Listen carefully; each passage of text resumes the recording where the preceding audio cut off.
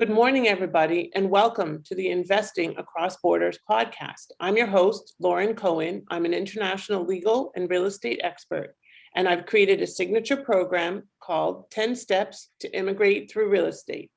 And also, I wanted to share with you the exciting news that we are now sponsored by an amazing company, which I don't think you necessarily know about, Tricia, but you need to, called Lendai. And Lendai is a company out of Israel that specializes in helping foreign investors, specifically Canadians, Israelis, Brits, and Australians that are investing in under 4-unit non-owner occupied properties in the US. So it's an amazing tool that's available for your clients to help them get financing that is otherwise unavailable quite often to foreign nationals, as we both know. I am here today with my guest and friend, Tricia Lehane. Tricia lives in Scottsdale, Arizona, but spent many years living in my home country of Canada. And her daughter, right, lives in Winnipeg. Yes. So Yes. she just came back from Winnipeg, AKA Winterpeg, but she went before Yes. it was Winterpeg. And so we have a lot in common, and she's been extraordinarily active on the Canada, US real estate front for many, many years. And Tricia, I'd love for you to introduce yourself and say hi to our guests today. Oh, hi, good morning, Lauren. Thank you so much for this wonderful opportunity to join you. You know, during COVID, the pandemic, our world changed. And I think in so many situations, the opportunities opened so many doors as other doors closed. And situations like this, whether it's live on Zoom or Facebook, made us all realize how small the world is. So small. It's wonderful to be here, and thank you for the opportunity. And you're right, I lived and worked in Canada for 25 plus years. My parents moved up there in the 70s from Southeast Colorado, where I grew up on the farm. So gave me really strong work ethics, and had 2 older brothers. So I was a kid sister, had all that responsibility of cooking and cleaning as my mom worked outside of the home. And I was in the garden industry in Canada for several years out of Winnipeg, and traveled to Toronto, Montreal on a very regular basis, and Vancouver and Europe and the United States to check the market. So thank you. And how long have you been a realtor, if you don't mind me asking? Okay, so I moved to Arizona actually 16 years ago. Okay. On this past Monday. And congratulations. I became a realtor within 6 months, and have lived and worked in Scottsdale now for 16 years, specializing in Canadians for the last 13, and working with Canadians brought me to working with foreign nationals on a regular basis. Are Canadians your favorite foreign nationals? They are. Well, you know, and I don't say this lightly. I speak American and I speak Canadian. I just don't use that word "a," right? Because it's sort of like in the States, it's like, for me. It is, agreed. It is. So anyway, but it's funny, yes, because I'm watching this show on Netflix called Rain. And and there's the king of France. The other day, I don't know, some episode, he said out, and I go, oh my gosh, that guy has to be Canadian. And sure enough, I look him up and he's a Canadian actor. And I was just laughing, because as soon as you hear that word, you know. And there's certain words I say that I didn't even know are Canadian, like leg and egg and pants. And people are like, what? And I'm like, what do you mean, what? Like, I didn't know that's a Canadianism, but there are many of them. And it's okay. I don't mind. Absolutely. Well, I get the same thing. Yeah, it's crazy. But hey, crazy. I love the lifestyle of Canadians, and I will always have at least half Canadian in my heart. There you go. Now, do you have grandchildren in Canada as well? I do. I do. Well, so I lived in every Western province, even the Yukon Territory. And so yes, up by Alaska. So I've been there. And I being in the garment industry, there was a First Nations co-op that were looking to market their product internationally. And so I moved there, took the job. It was an amazing experience, but very isolated. It's sort of like when you're in Hawaii or a lot, you have to leave. I left. The Yukon 18 times in 16 months. But Wow. it's extremely expensive. But you know what? It was a great life experience. Yeah, for sure. You don't hear that every day. One of my clients is a nurse and goes to Yukon Territory to do nursing during the summer because they Yes. have a big nursing shortage there. So it's interesting, definitely. Um, so tell us about a little faux pas that you might have made when you first went to Canada or in dealing with Canadians. Are there any that you can share with us?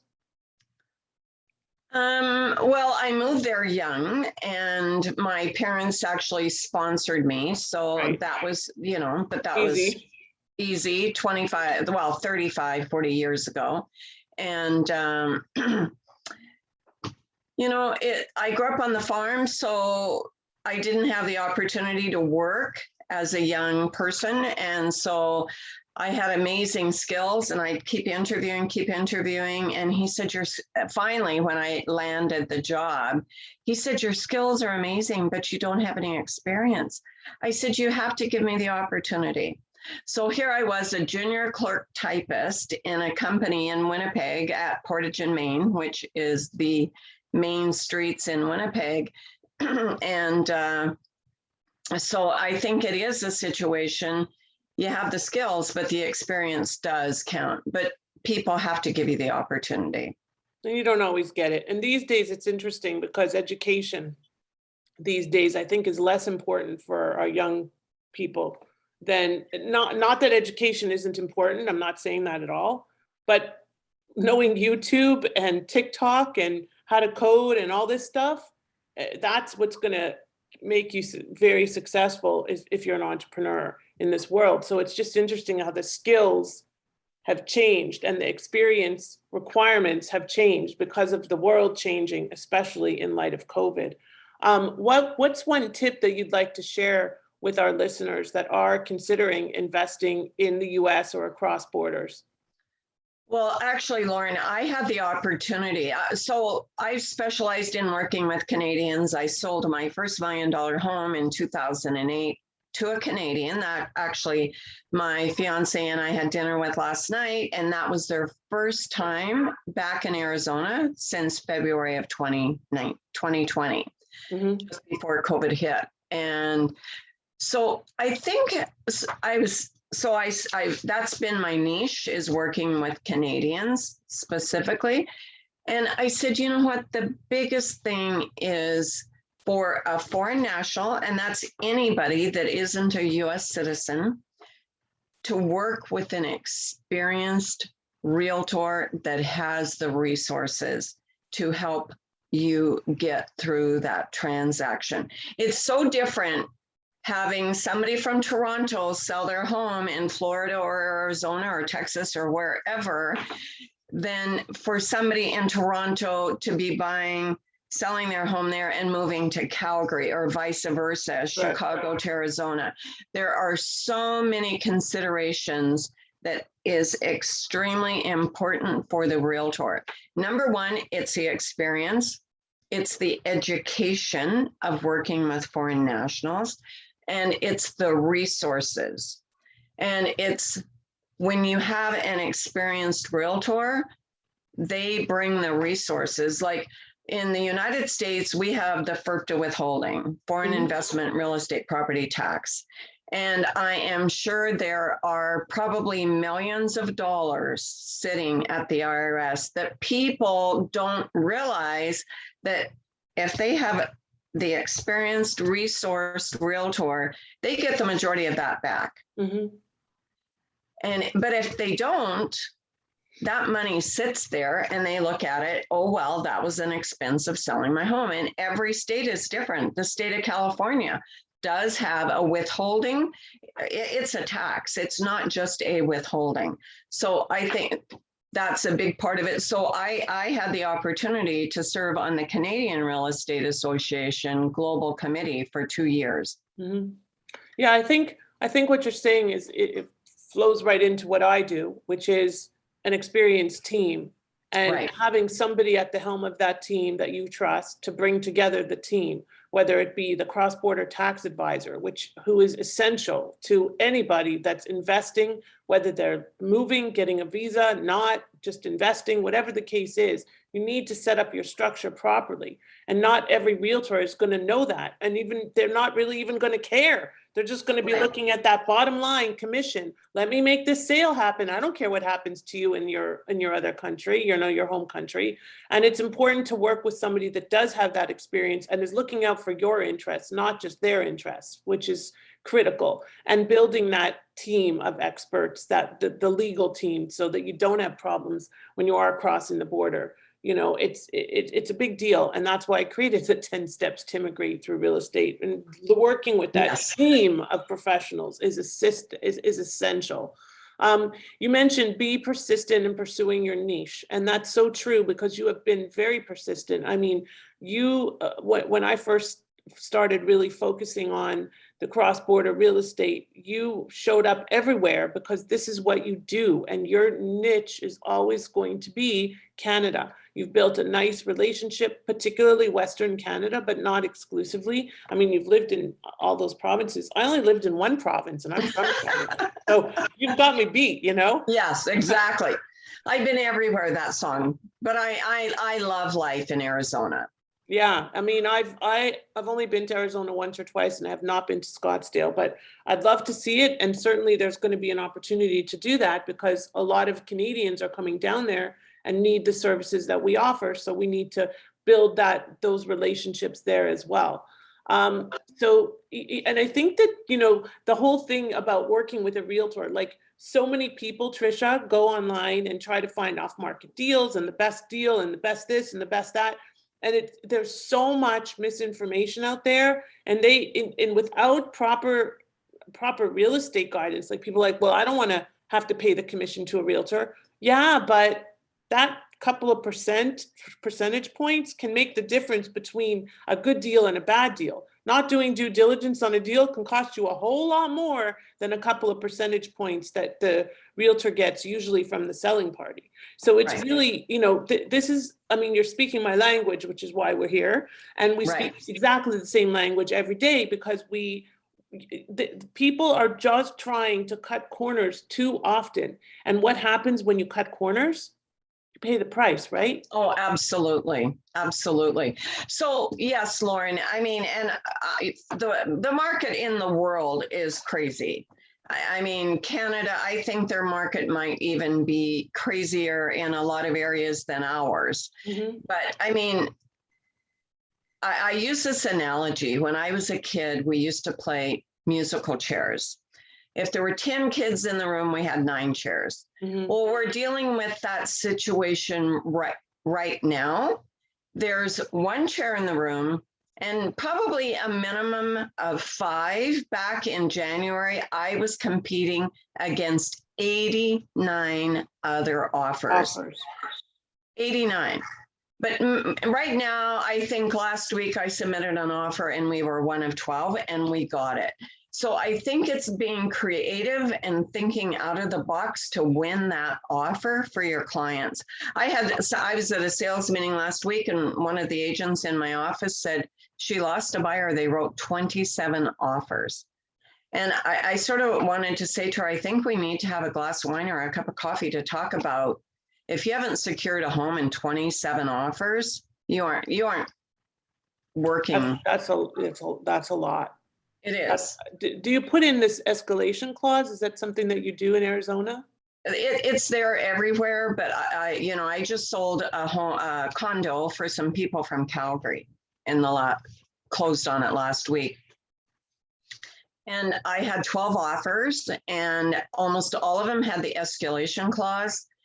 And I went back to them, and they offered list price, and they would escalate up to another one. I said, write me a real offer that my clients can understand. Like, escalation clauses, in my personal opinion, are playing games. And so my clients were ecstatic. They sold the property. We sold the furniture. I helped them sell their vehicle. I got their vehicle, their Volvo SUV on Facebook Marketplace because they didn't know how to do it. And they walked away happy, happy, happy. But no, personally, I think I don't like escalation clauses, and mainly because it's hard enough for a realtor, an experienced realtor, to understand. Never mind the client in the end. Right. I mean, and we're all working for and being paid for in residential real estate in Arizona by the seller. Right. Yeah. So. It's interesting because I'm dealing right now with, I'm on the commercial side, and I'm dealing with a lot of commercial opportunities that do not have any provisions for realtor cooperation at all. Right. So, and that's, often the norm, especially in Arizona and Arkansas, for some reason, in Florida, less so. But when you're buying a business or you're investing in multifamily, oftentimes it's not in a traditional real estate setting. And so they leave it to the buyer to pay the commission. Well, and it becomes very complicated. Like for me, I'm not going to force my buyer. Shouldn't put this out there. But generally speaking, I have a relationship with the buyer that goes much deeper than making an offer on a property, because I'm helping them with their whole cross-border investment portfolio. Right. So, and I'm sure you have this as well in Arizona. Here in Florida, we have many investors that are looking for investments, not just in Florida, but in other countries like the Dominican or Costa Rica or Mexico. Mexico, very common for sure for you there. In Arizona, yes. Very common, right? Yeah. So they have multiple, it's not just like cross-border Canada, US, it's Canada, US, Mexico, Costa Rica, Belize, wherever.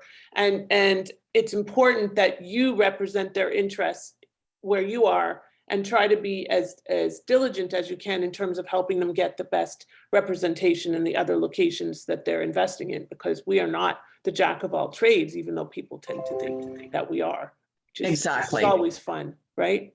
Oh, absolutely. I mean, and that's what I love about the different organizations I belong to. I belong to ARIA, Asian Real Estate Association of America, FIOPSI, which is an international real estate organization, and education. I mean, and I think that's something that the pandemic has shown us. A couple of things: don't take things for granted. Yeah. I mean, as simple as going out for dinner with your husband, your kids, just planning a weekend getaway. I mean, in the beginning, our city shut down for probably 3 months. I don't even know if I moved my car out of the garage.